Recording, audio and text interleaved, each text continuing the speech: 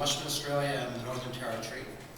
And when I went up to Darwin in 1980 at the age of 13, I saw a country which is very different than the country which I arrived to and immigrated to in 1994.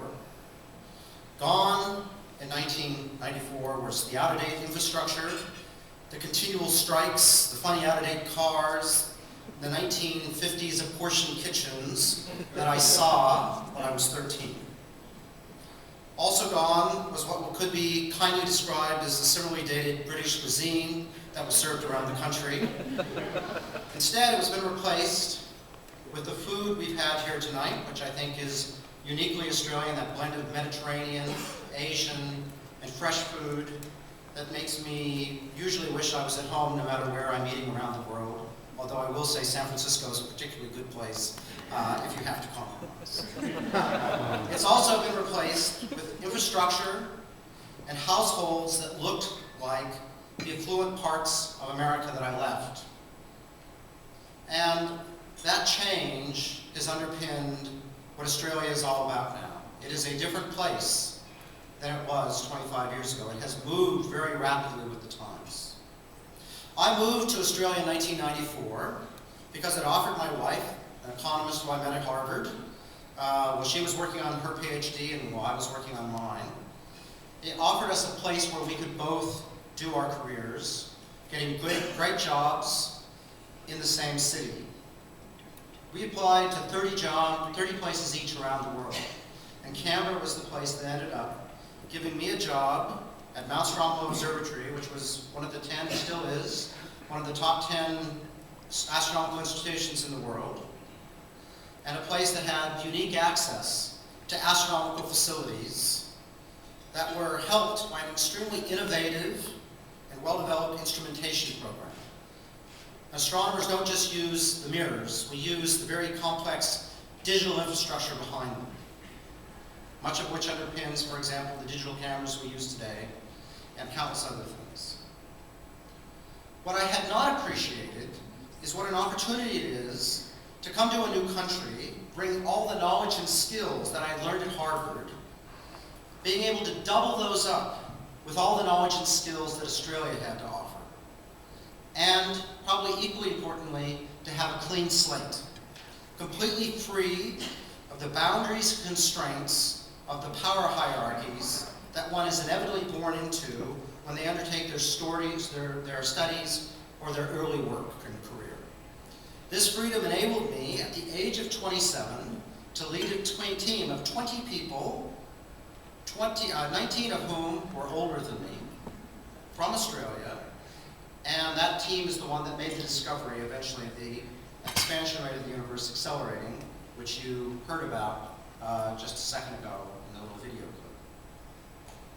So while my work working with the United States has ended up making a much bigger splash than I could have ever envisioned when I started it, it is not alone. Australia continues to do more of its research with the United States than anywhere else. And interestingly enough, when Australians and Americans work together, we produce our highest impact papers than when we work alone. That is, if an Australian and an American team work together, we have papers that on average have significantly more impact than just if Australians work on it or just if Americans work on it. And the reality is that Australian and Americans work very well together. We have a very similar, less than formal style. But given our separation, we see the world from a very different perspective.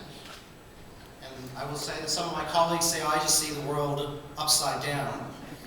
But that different perspective is complementary, and it allows you to make progress that you can't make otherwise. So, while Australia continues to be extremely ambitious and extremely effective at undertaking research, we still haven't really yet figured out how to mix our university sectors, which I'm obviously part of, and the corporate sectors, which are so well represented here tonight in the United States, as effectively as the US does. We do have our successes. Ambassador Beasley mentioned a few of them. We have things like Google Maps. We have a colleague of mine in astronomy who invented, or at least helped invent Wi-Fi. We have things like Gardasil vaccine. but we do not as a country have nearly as many as we should, given our country's very large investment in R&D. And indeed, I would say there are huge opportunities for Australia, and we are eventually going to need them, because the commodity boom, which is empowering our economy right now, will not last forever. I think we all know that. And it's for this reason that I've been pushing everyone at home to think about how we can get more bang out of our buck with the research dollar that we spend. And I want to emphasize it's not about stopping doing the basic research that I do in favor of applied research. That's a short-term fix that will ultimately lead to less output downstream. Rather, it is about universities, government, and industry working together to make sure that good ideas can be nurtured and advanced in a way that makes economic sense. There is so much untapped potential in Australia that it literally will be our country's next gold mine if we can effectively exploit it. But I think we are going to need help. And this is where I think there is a win-win situation for Australia and the United States to strengthen their cooperative efforts over the coming years. Compared to the US, Australian universities are separated from industry. There's far less mobility between researchers across the sectors, and consequently there is a chasm between the two sectors, resulting in, quite frankly, most of the good ideas in Australia essentially going unnoticed and untapped. Australia needs to build up the culture of innovation within its universities, but it is realistically going to need to import talent to help judge the good ideas from the bad, incubate these sensible innovations, and then eventually set up startup companies or implement them into industry. From an American perspective, I want you to think of the opportunities. Australia's top 10 universities, while there is not a Stanford among us, the 10 universities combined add up to Stanford, MIT, and Caltech combined. And the innovations from this research is largely not being harvested. There is a huge potential there for great things to happen. So I think there is a lot of low-hanging fruit within Australia, within the sector. We're just going to have to figure out how to get it off the tree.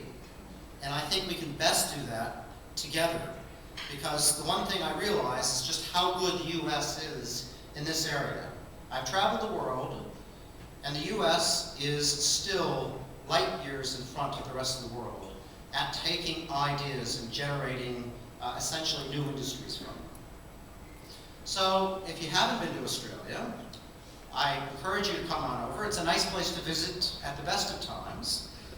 And I think just checking out the scene and seeing how maybe you can use what you know to do great things there is worthwhile.